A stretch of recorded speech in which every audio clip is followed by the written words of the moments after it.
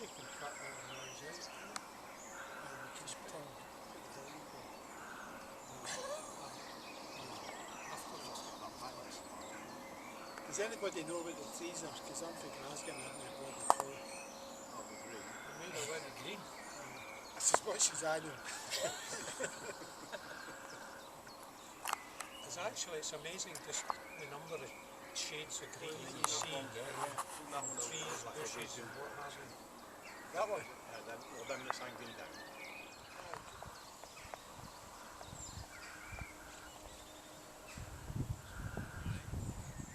Peter, Aye. this castle we're at, it's a bit of a mess. There must be some stories behind that, is there not? Well, aye, there is. The story starts away back in the 12th century when it was started to be built. But the interesting part is at the War of Independence in 1314 when Bruce came over here. And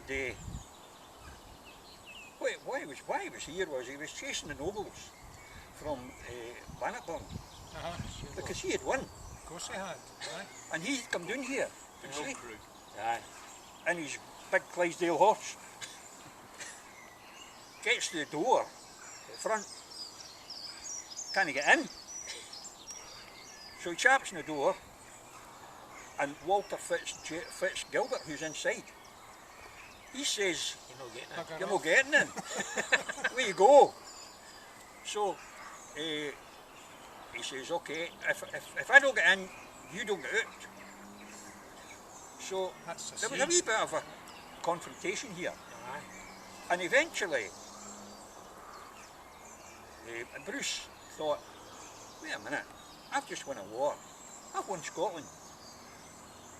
So I've got land here. So I can give Fitzgilbert a wee bit of land. So I say to Gilbert, open the door and I'll give you Cadsall. And Gilbert says, that sounds a good deal. I'll open the door. Got him in. And there you go. And from there on, Cadsall became Hamilton. And Hamilton, Fitzgilbert and his family all became Hamiltons and lived off the land forevermore. How about that then? That's a bit of a story. Yeah. But there must have been a lot of action at other times, Peter, because it didn't get into that state with natural. No, it didn't. But there was it changed hands so frequently between the English and the Scots and even the Scots and the Scots. They were all fighting over the place because this was considered to be the finest castle in Scotland, and everybody wanted a wee share. In fact, you didn't want a wee share; they wanted it all.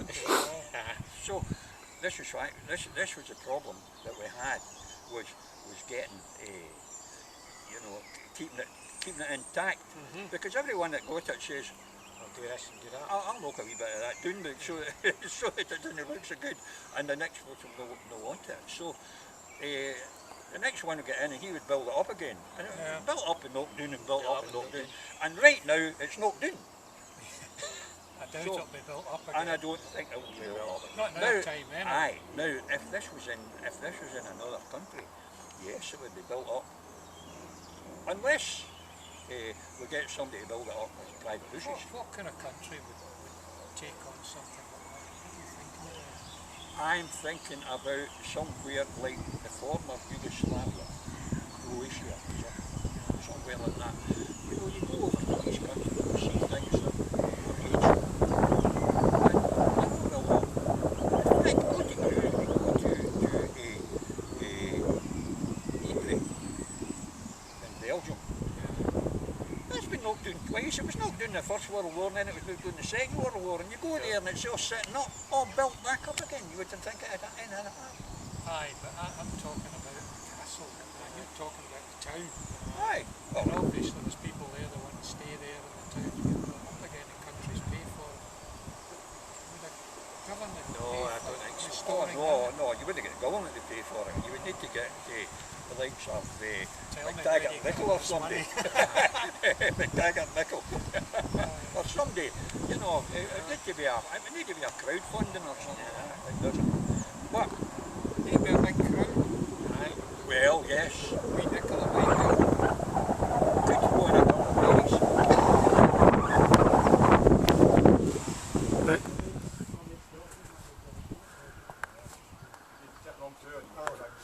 well, that was about 4 or 5 years ago, and I know that last year that the moved to the did that bus up there. That's a lot of check.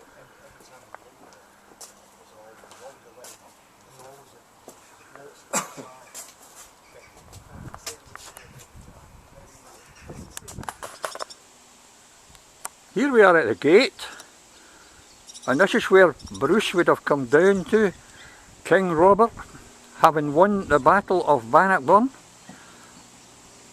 and he's down here in his big white horse, and he wants in.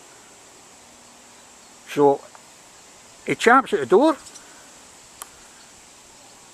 nobody answers, so he rings the bell,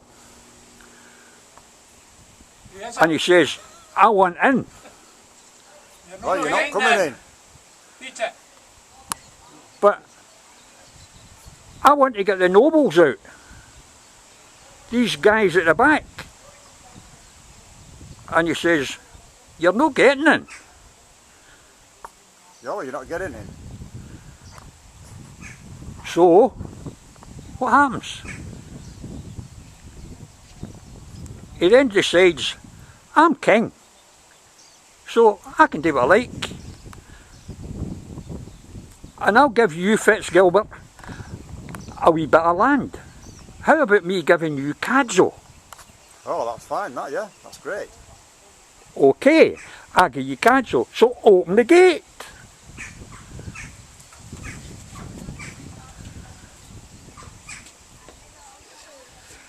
And so Cadzo is given to Fitzgilbert, and Fitzgilbert then becomes Hamilton and the Dukes of Hamilton, and living off the land and living off the backs of everybody else.